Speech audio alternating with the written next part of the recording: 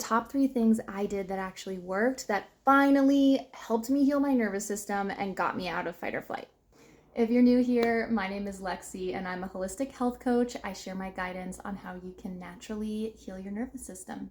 Okay, so the first thing that I want to share with you guys was actually the hardest lifestyle change that I made, and that is eating protein for breakfast and eating within 30 minutes of waking. This was so hard for me because first of all, I used to crave sweet things in the morning. And then secondly, I just wasn't hungry when I first woke up. A lot of the time I skipped breakfast.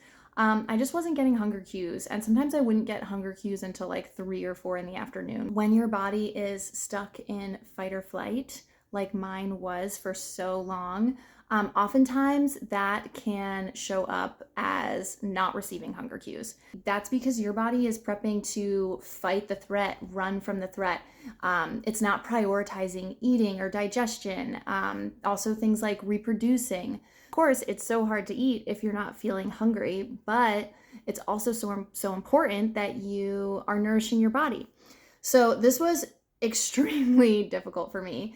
I knew that if I was gonna succeed at making this lifestyle change, I was gonna need to make it really easy. And something that I did, maybe this might help you, is I would just batch a bunch of soft-boiled eggs. I would peel them, have them ready to go in the fridge. And then when I first woke up, I try to make them tasty. I love, I have fancy sea salt, so I would put some of that on there. And the first couple of days, I kind of just had to force myself to eat something right away.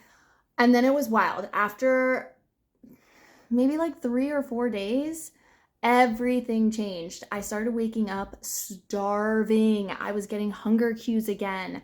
I was starting to actually crave the savory foods.